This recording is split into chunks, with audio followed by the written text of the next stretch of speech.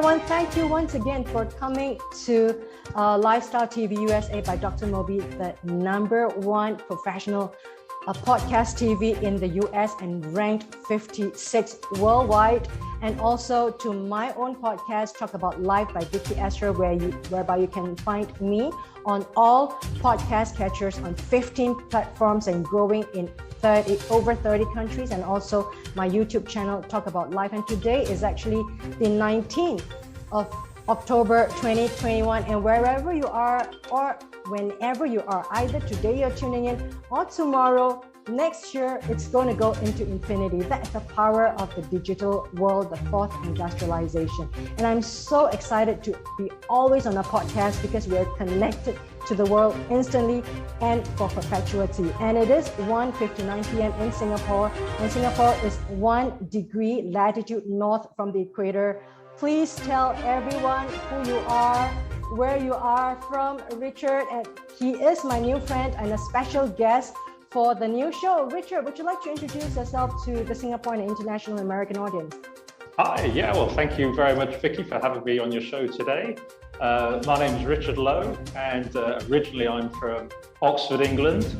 However, I've lived over half my life here in Asia, over 28 years in total, of which 26 years have been in Singapore. So it's been a real great experience living my life here. Married to a Japanese national. I had 4 children who've all been born and raised in Singapore.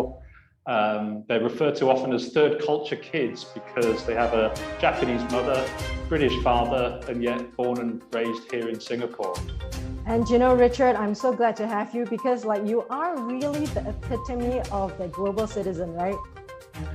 I would like to think so, yes. I often say that when I backpack around the world at the age of 23 years old, it's like the university of life, and taught me perhaps a lot more than my academic background did.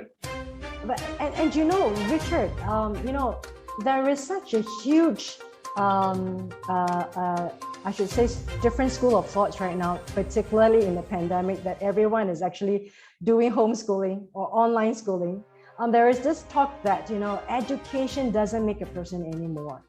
It's all about surviving out there. Now that you talked about education, it's about surviving in a world that the world is being disrupted by technology, that you and we are connected both in Singapore and now going to America and elsewhere in the world. We're really talking about the world that is disrupted even in your sleep, even when you do not know it. And also disrupted by a virus.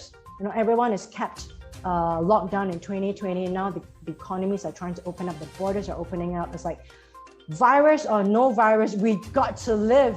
So, Richard, the thing about education and yourself and your children in Singapore, they are really under this climate in education, right, whereby they are put in a rat race, isn't it, Richard?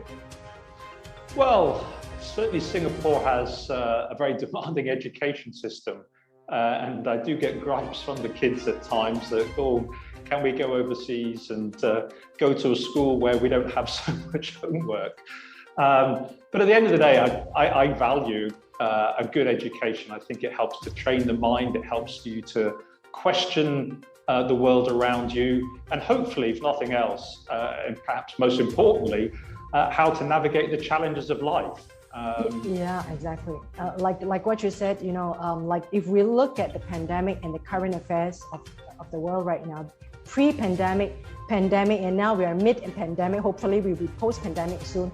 A lot of issues really arises from the pandemic situation. We're talking about a lot of nationalism, energies, a lot of discrimination, racism around the world. And I thought I am really honored to have you on because I have known you, I've spoken to you in the last couple of weeks, that you are someone that really embraces diversity, Richard, especially that you have settled down in Singapore. Absolutely. When I backpack around the world, one of the things that attracted me to come back to Asia, and again, particularly places like Hong Kong and Singapore, was the cultural diversity. It's very common. I've been to banquets and weddings where there might be 12 people sitting around the table, and you've got 12 different nationalities, and that opens Singapore. up and living here in Singapore, and that opens up really entertaining conversation, diverse ideas, thoughts. And I think at the end of the day, when you can hear almost like a mini United Nations around a table, you can get a far better understanding of the world around you and how people perceive it. And just the way, because the way you were brought up in life doesn't necessarily mean to say that's the way the rest of the world sees how the world works, and doesn't necessarily mean that the way that you were brought up is the only way and the right way. And I think by embracing cultural diversity, we can learn a great deal about how the world operates and get a greater perspective. And why I think you are the epitome of a successful expat was integrated successfully in Singapore, that I think it's also important to tell the international audience. Richard here from Oxford, UK, integrated here successfully, and now having children that I should say like the third culture, but almost, I would say that they're almost like a Singaporean, right, Richard? And I want you to give us a couple of examples, like some of these things that you have learned through your children's lives about having this third culture here in Singapore. Well, yeah, they are third culture kids, and they have taken on probably more values of Singapore because this is where they've been brought up and raised. Just one example is the school system. They have been brought up through the local school system, and on one side they do have a tendency to complain about it, but at the same time Singapore has one of the best education systems in the world. They can speak Singlish as well as anybody. And for those in the audience who are not familiar with Singlish, it is an English sort of twang that also brings in all sorts of other words from the local languages here as well. So, they're Eurasian kids. It's been great. I've often asked them, I said, having lived in Singapore, being Eurasian, have you ever been teased for looking maybe slightly different? And not once have they ever been teased in Singapore. Singapore culture has been very, very accepting of Eurasian children. I think Singapore people are accustomed, to seeing Eurasian children, and because they're brought up in a multicultural society, seeing faces that look and speak a little bit differently is quite normal. Yeah, and Richard, we are now in the depths of the pandemic. Hopefully, we will emerge it soon. It's like we all have our fates, destinies tight right now throughout the world. We're talking about UK that's gone to normalcy. We've gone to US now. US is it's 50-50 now. Parts of the US is open up. Other parts of the states are really in lockdown. Like my friend who texts me, she says that, in many parts of California, it is still very closed. It is still closed. The economy is still closed because the numbers are shooting. The Delta variant, it's up. It really teach us during this pandemic to really quieten down and really listen to the world, Richard. And you've brought up a very important point, like your children, right? They are grown up in a bi-cultural household, you and your wife, and now being living in the third culture in Singapore. And you want to say about Singapore, the Singlish, and a little bit about Singapore to the rest of the world. I always feel that Singlish is something to be really celebrated. Even though I don't like to speak too much of it, but I think it celebrates the amalgamation, the melting pot of borrowed language from different culture. And we're talking about times whereby Singapore was really trying to find its identity, trying to find its footing, whereby we have all these immigrants from all around the world, in part of Southeast Asia, coming here together on this little island and trying to make sense of the future and themselves. So I always feel that Singlish is something not to be embarrassed about, not to be put down, but something that people should embrace, because it is about anthropology. It is about history written. It is about this group of people who try to learn and accept each other with respect and with grace, because we borrow the language from Malay, from English, from Hokkien, from Cantonese, from Indian, whatever language there is, even from Hindu or Tamil, whatever, to put into a language whereby, hey, I hear you. Hey, yep. I think I know you. I mean, it is a mirror of the pandemic we're in right now, Richard. Well, I think, Singlish is a great example, as you say, of Singapore's uniqueness. Sometimes you hear sort of the tourist board wonder, well, what is it that is unique to Singapore? And really, I think, if you're coming in as a tourist, although there are some lovely tourist attractions, I think the greatest thing is the uniqueness is its diversity. And there lies, what I think sets Singapore apart. And Singlish, the language which is this almost what we call the rojak, the mixture of languages that have been put together from all different cultures, is again something that's unique. Sometimes the government frowns on it because foreigners don't understand it, but like all countries, we have our own sort of parochial style of communication. Of course, I mean, I call it the kombucha, the kombucha tea of language, right? You've got to put it in, marinate it, ferment it, and it comes out something else. But hopefully, it comes out something beautiful. Richard, you've shared with us a little bit about yourself, your life. The audience get to know you. Tell us about yourself right now. I mean, I see One Global Property Services, and I do see you talking to people. Your webinars is on my email marketing. One of you to be on your email marketing list. I mean, I do see you having your classes. Tell us what you do actually, Richard. Well, when I originally came to Asia, I was 20, to live here, that is, I was 25 years old. I was working in the sports and fitness industry, and then the company I was working for relocated me here to Singapore. That was back in July of 1995. So you came from Hong Kong? Yeah, so I lived in Hong Kong from 93 to 95, just before the handover. So as a British citizen, it was very easy to live and work there. And as I say, my company relocated me to Singapore. I'd only been here for a few days when I backpacked around a few years before. Was thrown in the deep end, knew nobody, had no contacts, was 29 years old, very sort of naive and wet behind the ears, but like a lot of situations, thrown in at the deep end and go out and kind of make it happen.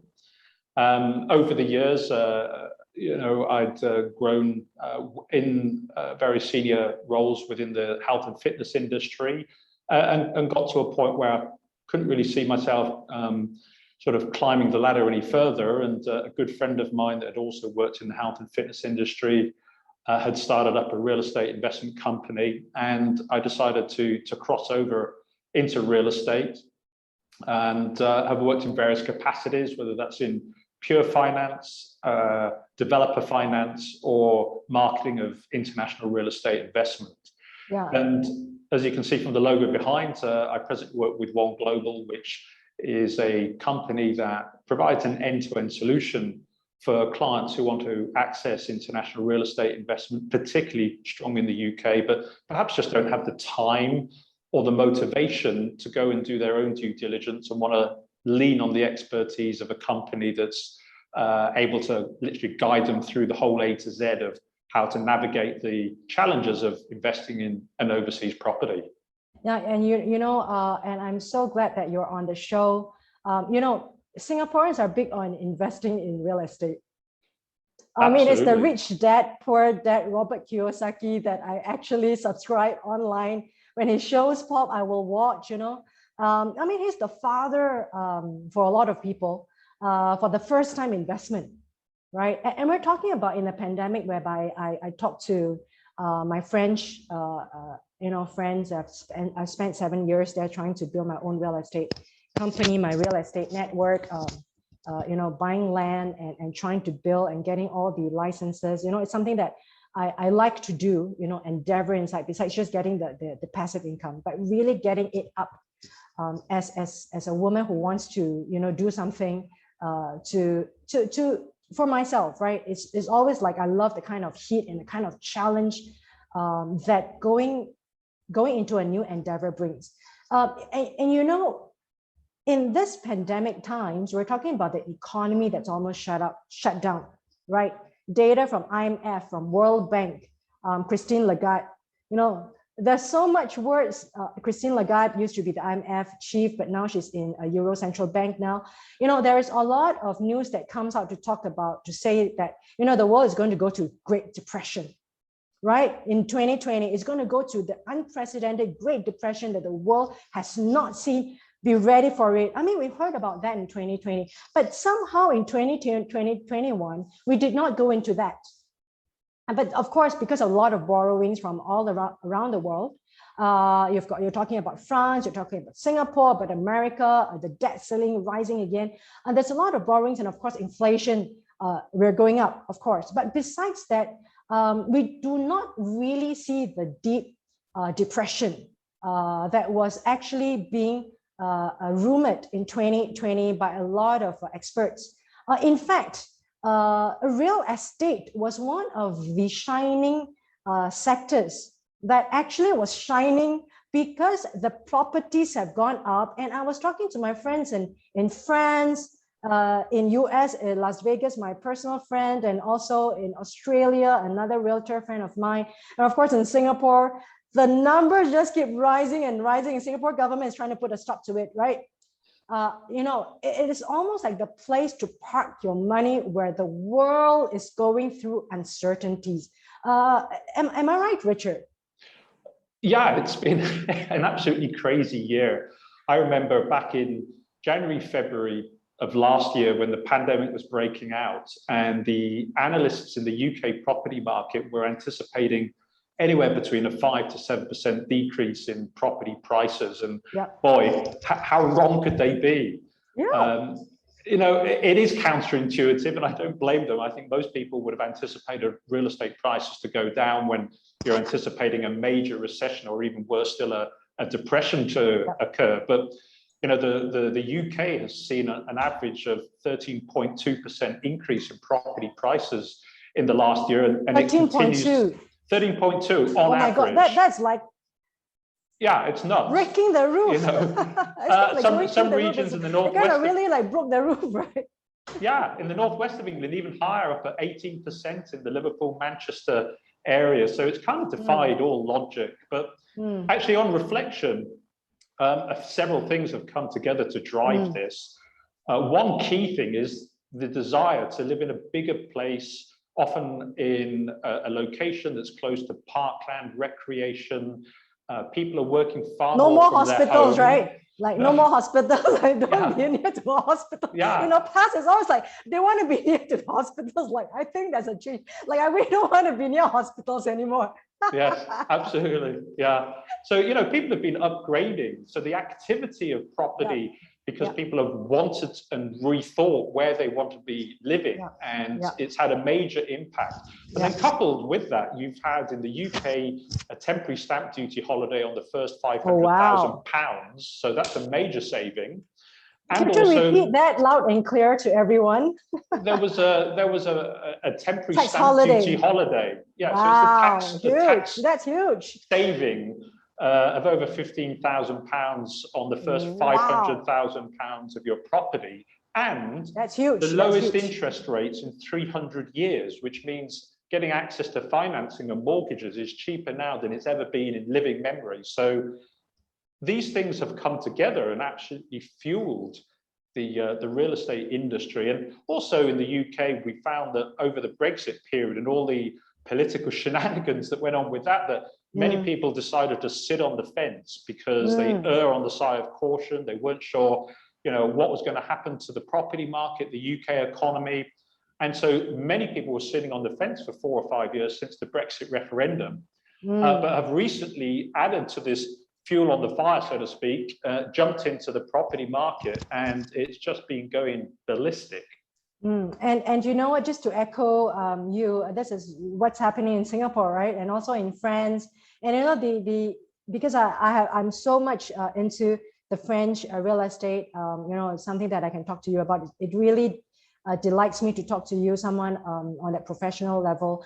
You know, the French 20-year loan is less than 1%. Yeah. It's ranging from 0.7 to 0.9.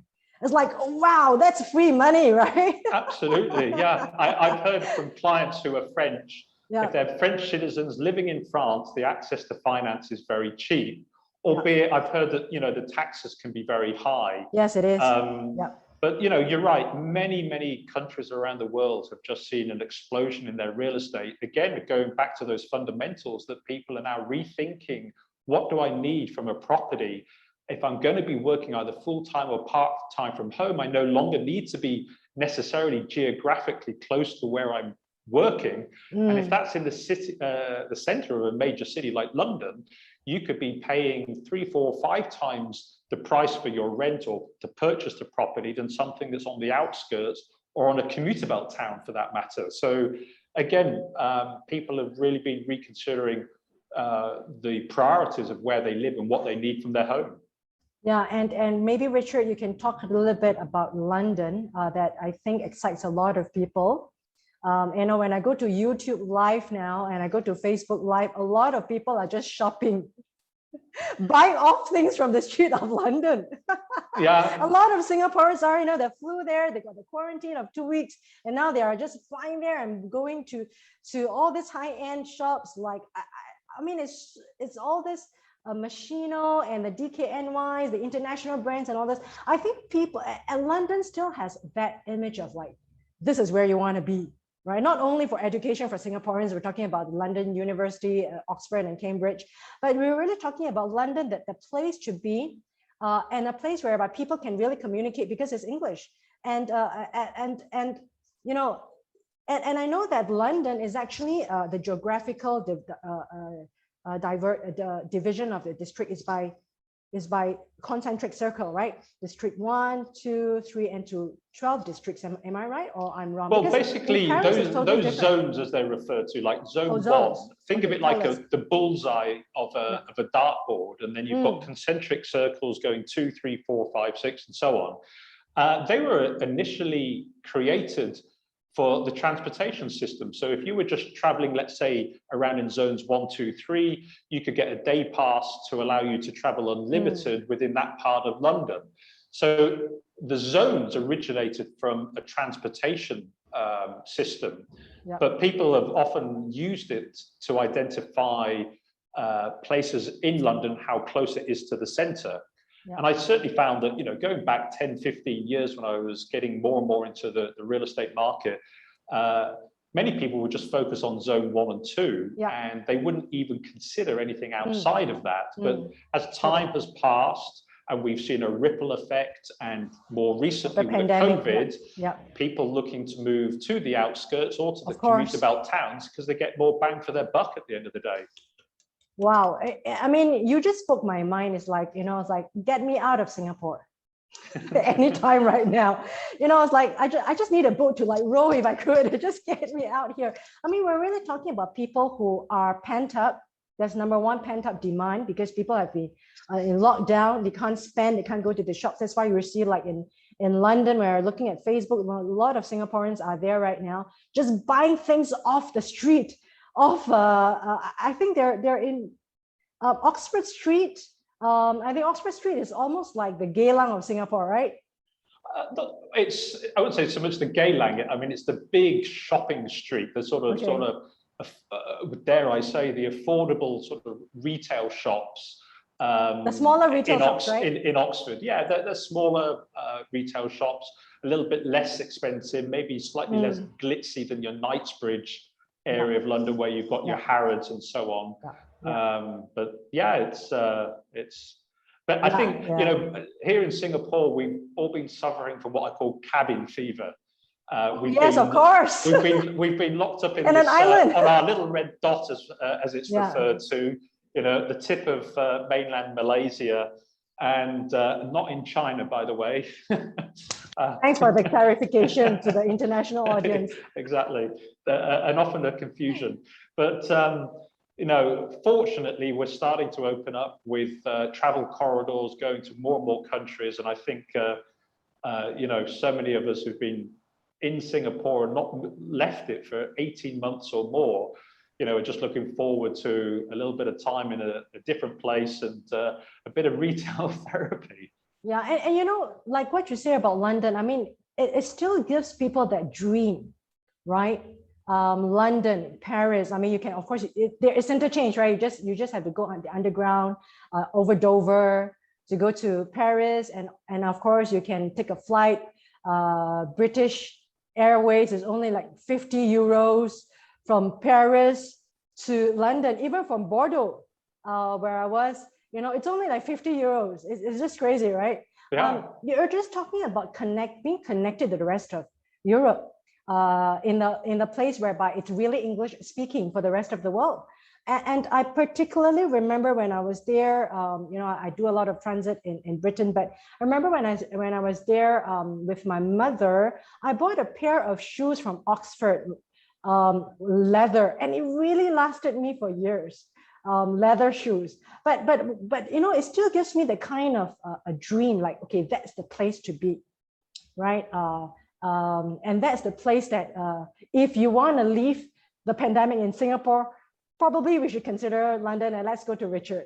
At the end of the show, Richard, you can rattle off your email where people can find you. But tell us more about London and about this phenomenon that people are really going to the rurals. And this is what I talked to with Ben Kitchens, another top podcaster in America. He's saying that in Georgia, Atlanta, everybody is like moving up from New York. You know, they are moving out because it's so expensive there, but they are really going to like Atlanta, and people are going to the suburbs. And I particularly like the suburbs now because of the pandemic. I've always loved it because you've got more space, more bang for your buck. But really, it gives you so much more like calmness, right? You really want to really get away from the news and the disruption of the world, that whereby you really can say the world can stop for a while. I can go back to my home in a little bit of the suburbs. Tell us about that, the outer part, Richard. Sure. Well, I think one of the blessings, if you can use that word, for the pandemic is it's accelerated change. And yes, change brings opportunity. And what we've seen, particularly from a real estate and residential perspective, is that people are changing where they live. And they're no longer bound by geographical boundaries. You know, research has shown that prior to the pandemic, the number one reason that people chose to live in a particular property was its accessibility to transportation. And that's because people need to travel to their work. Now, the number one reason that people are looking for is access to open parkland, greenery, and space. It's more of a lifestyle decision.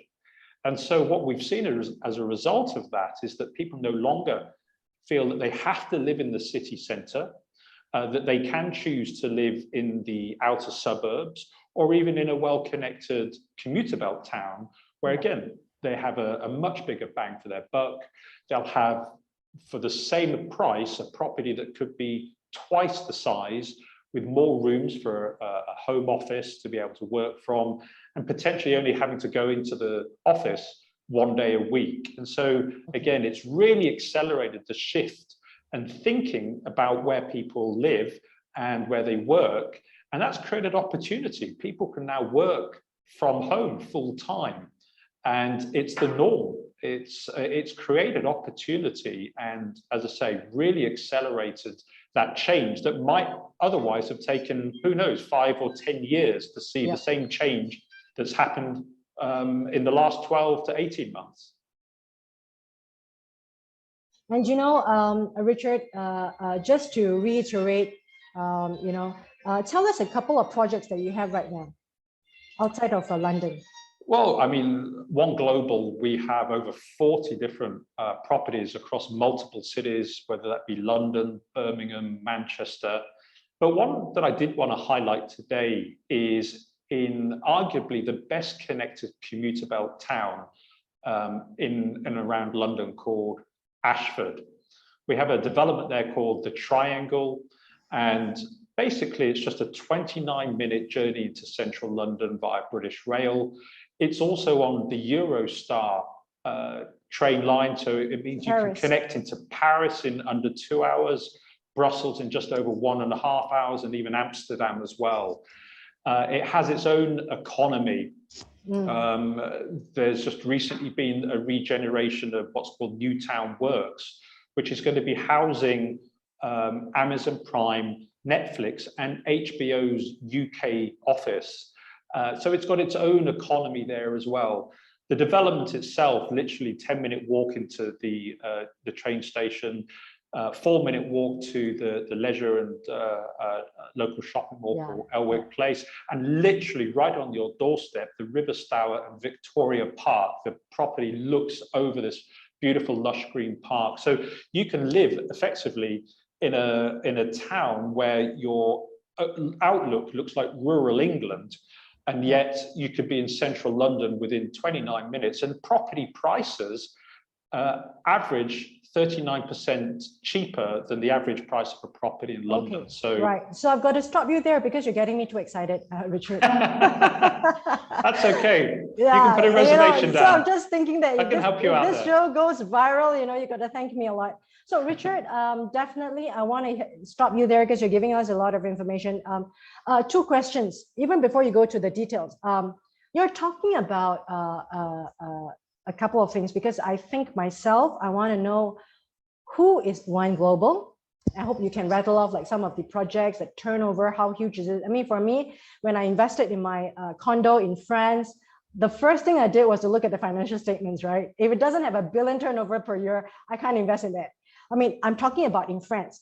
Now, the other thing is that another question is, you offering here the opportunity of person, a potential investor like myself, to buy a property and live there, or you are proposing an opportunity for timeshare, which is a second category of investment, or an investment for lease and management.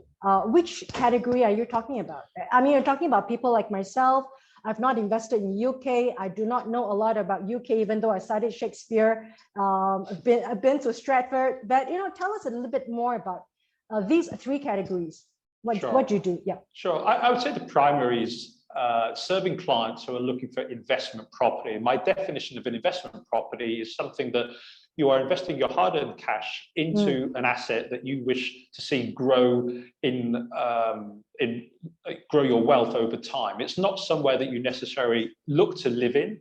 It's purely a means to an end. Pure investment for ROI. Yeah, a very hard-nosed business decision. That's the majority. Yep. We do have a minority of people that are buying to live in. It may be an expat that's looking to relocate back to London, or for a wealthy client that wants to have their own personal property so that when they do travel to Europe, they've got a base in which to live from. Okay. One question, like for 500,000 Singapore dollars, what are the things you can, what's available for Singaporean? 500,000. Sure. Well, anything I would say on the outer skirts of London and properties in the second tier cities of places like Birmingham, Manchester, Liverpool, Leeds. Wow. Definitely that would actually be a very famous footballers are, right? Yeah. Who doesn't want to be in there? And where I studied in Newcastle, they've just been bought over by one of these Arab groups have now become the richest club in the whole of the UK. So up the tsunami, as they say.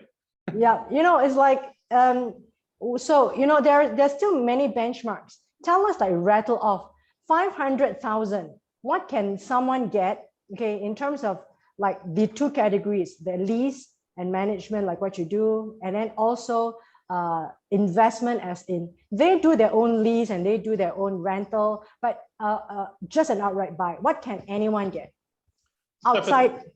For 500,000 Singapore dollars, that's, let's say, roughly 300,000 300,000 pounds. Yeah. You could buy, you know, a 1-2 bedroom unit on the outskirts of London, or a 2-3 bedroom unit in a place like Birmingham, Manchester, Liverpool. Like, what's the size like? What's the size like? So a 1-bedroom unit, typically around about sort of 600 square feet. 2-bedroom unit, 800 to 1,000 square feet. 3-bedroom unit, maybe 1,000 to 1,500 square feet. But at the same time, you could leverage that money. So £300,000 you could use and put 100,000 deposit on 3 properties and effectively leverage your money, which would give you potentially a far greater return on the capital employed. Does your company do that too? Absolutely. So we'll help with bank financing, and once the property is ready to rent out, we'll assist with everything from helping the client market the property, find the tenant, manage it on a day-to-day basis, collect your rent, and even help to resell it at some stage in the future when you wish to take back your profits. Can you describe how a dream life look like staying in the outskirts? I think that's everyone would like to know. Now we're in pandemic lockdowns, right? Tell us how a typical life when you get up early in the morning. What do? Walk to the garden? Yeah, I mean, I do a barbecue there. I used to have a beautiful property in the county of Devon, which is in the southwest of England. It had coastal views on 3 sides of the property. Oh, wow. And it really was my dream house. It was a place that I bought. It was much more of an emotional attachment. It was places that I visited and had holidays as a child, and used as a base, so that when I went back to the UK on holidays, I would stay put there, and I'd invite all my friends and family to come and join us, so that they could have a holiday whilst we were in a beautiful holiday location. But yeah, that's one of the beauties of living in a landed property with a garden in a beautiful part of the world, that you know, the nature is on your doorstep. And you were talking about perpetual holding, right? Yes, yeah. So typically a landed property in the UK is freehold. If it's an apartment or a condo, it will be a leasehold. Typically, the leasehold will vary from about 125 to 999-year leases. And do you do houses? We do, but we tend to find, from an investment perspective, an apartment is less difficult to manage. You know, when you've got a landed property with a garden, it does take more time and energy. Manager. Yeah. So typically we find, for those profile investors that are looking for an investment property, they're not going to be living in it. It's mostly apartments. Yeah. But if it is a bespoke search for somebody who's looking to have their dream home or to relocate back to the UK, then we can do a bespoke search and find their dream property. Like, because my husband and I were thinking, like, we need a pond with fish. Right. We need to have a place where we can barbecue, an outdoor jacuzzi, and then build our sauna, you know, in a hut. You know, we're thinking about all that, like, you know, just get out of this life, you know. You know, a lot of us right now in the pandemic, you've painted a beautiful picture. I think all of us are really like trying to live a new life post-pandemic. And your show, Wealth Management, Living Again Post-Pandemic, I think it's like an inspiration call for us. Like, you know, in this pandemic, I mean, let's face it, over 4.7 million people died directly from COVID, right? They died so that we can live. Think about that. So I always wake up with a heart of gratitude, Richard. If anything woke me up in this pandemic, is that chance that we're able to wake up, breathe, have our limbs, and to able to work, and then to be able to plan ahead, whatever uncertainties there are. I mean, it's such a blessing, Richard, to be able to like kind of like relive your life, things that you held yourself back before, the job that you were afraid to look for, the place you were afraid to go, the things that you were afraid to venture. You know what I'm trying to say? Sure. The mistakes that you made, you want to like undo them, do it now. I mean, it's a time whereby a lot of us, like in 2020 is actually where the world locked down. 2021, I think people try to rediscover, and I think let's not waste this phase. Before we even like get out, I think it's a time whereby we can sit down and reevaluate, what were the fears before? What were things that hold us back in our lives? What were the areas in our lives that we didn't like, when people ask you, what would you redo if you can live again? I mean, this is the chance, isn't it? What would you do when you can relive your life? I think if 2021 marks a really important calendar in humanity and the world, it's really about people being given a second lease of life. You go out there, you live your dream, you go to places that you were afraid, things that held you back, you were afraid. Times whereby you did not dare to say sorry, you say that. Times whereby you held back to say I love you, that's the time, that's the chance, right? This is the time whereby you break away from all the glass walls, right? That you build yourself with. We're not even talking about glass ceilings. We're talking about breaking the glass ceilings, breaking the glass walls. That's why I thought that you coming onto the show makes it so important, because you give that new light, if you believe it or not, to tell people that, hey, you can relive your life. You had been in a rut before the pandemic, and the pandemic put you in a greater rut. Now is the time for you to get out of that rut. And I always feel that, for Asians, a home is the number one investment. Number one, and the beginning and the end, right? For Asians, right? The first thing, you put your money in a piggy bank, is always for your home, not your car, right? Not for new clothes, right? It's always about getting that home and making that the heirloom for your children, building up the future, building up the wealth for yourself, for your retirement, and for children. Richard, am I right? Yeah, I mean, I've personally had a mantra that is to live life to the full. I mean, that's one of the things that I aspire to do. Change is something that's inevitable in life. And I think one of the things that does hold people back is the ability to adapt and change. But I think that often in times that we've just gone through helps people to really reflect on their lives and what is truly important. And I hope that if we can look at a positive, that reflecting and saying, well, look, life is fragile, life is precious. There are many things in my life that I haven't done that I'd like to achieve. Many things on the bucket list that I've been dreaming about but putting off. And I think that when we go through the challenges where we might have loved a lost one, or lost a loved one, sorry, or we've had a major illness ourselves, whether that be the pandemic and being hospitalized, or some other close or near-death encounter, it really helps us to reevaluate. You really kind of wake you up, right? I mean, just looking at the data, I mean, and you're right to say that, just really going out there to live your life again. And you never know, Richard, I may just be coming into your office with my husband and then buy a ticket to London. But not where the crowds are, right?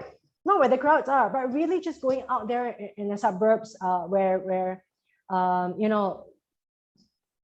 people just really want to get away from the crowds and just calm down a little bit, and then try to have this space, right? And with that space, you really have that natural social distancing, right? Even you have a standalone apartment. I mean, Singapore is really a place whereby everything is just so packed. We're really the second most dense population in the world, in Singapore. So I think a lot of people are just really dying to get out. Excuse the pun, which is so bad in bad taste, but people are really just wanting to get out.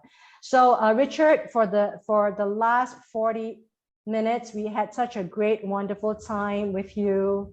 You're such a great person to talk to, and I'm very sure the audience will tune into you for what you've got to say more, whereby we can put in more videos, more pictures about the dream in London, outskirts of London, and going to Richard. People can come to you virtual. They don't have to come to Singapore, right? Sure, absolutely. As I said, I've always been a big advocate. I've always been a big dreamer. Sometimes that could be to my detriment, but I would rather be on my deathbed feeling that, have I achieved everything in life? Did I give it a go? Did I give it a go? Wow. As opposed to, thinking, what if? Yeah. I would hate to be on my deathbed thinking, what if? Yeah. And yeah, I think, I hope that my life in certain respects has shown that I've dared to take a risk. I live in a country that's not where I was brought up. I've married somebody who's from a completely different background and culture. I've had to adapt to a lot of different environments through both work and the place that I've chosen to live, but I enjoy that. It makes life, much more fun and exciting than going through the day-to-day routine of having no change in life. Richard, well said. I feel that connection with you, and that's why I've got my investment in France, trying to carve, to do my own development in France. I may come to you and to kind of like shift my office and my business from France to London, because France is really like, with all respect and all the love, all right, it's just a bureaucracy that's just killing me, right?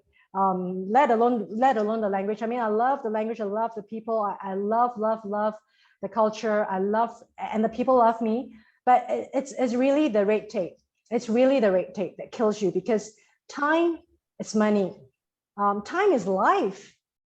You don't want to lose like 1 year just to get a piece of paper, which happens in France, right? Mm-hmm. People, yeah. So I would love to hear from you again. I think the audience would really want to come back to you for the second episode of what the dreams are made of in London, and what you can offer them, the people, and myself particularly. I am very intrigued about London, about UK as a whole, even though not really invested a lot of my time there, but just being there as a tourist. But now the times are different.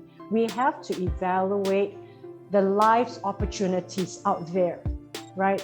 We have a life to live now, so we don't want to cut short our own opportunities, right, Richard? Sure, absolutely. Well, I'd be delighted to share more details. London is a great international dynamic city, but there's so much more to the UK as well, which I'd be more than happy to share in future episodes. I would love to. Watch this space, so to speak. Yeah, I would love to come to you to buy a piece of farmland. And I'm not kidding you, because I looked at agriculture, not vineyards, in France, but I looked at agriculture, because big, huge, vast pieces of land, I would love that, and then build a house in the middle of it. So, Richard, I will come back to you.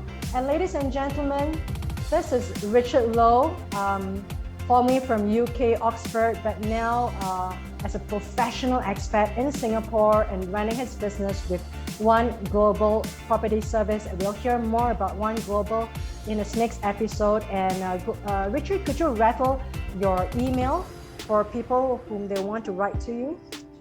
Yeah, sure. It's richardlowe@ogpsglobal.com. That's Richard Lowe @ogpsglobal.com. So I look forward to any emails, and I'll be delighted to share my thoughts and insights and see if I can help you.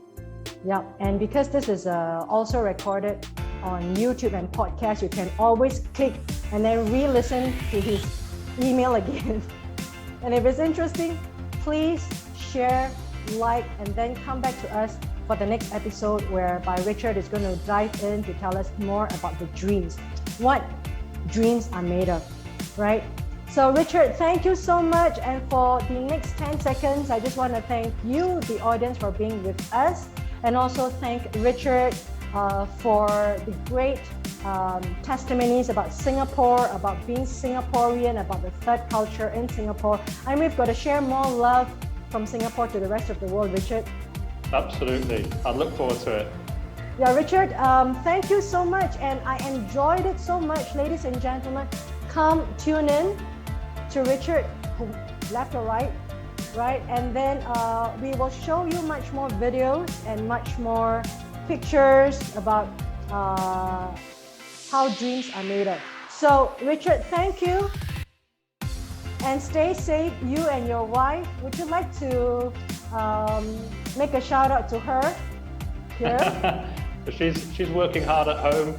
I've got 2 children as we speak doing their O-level English right now. So good luck. We love you all.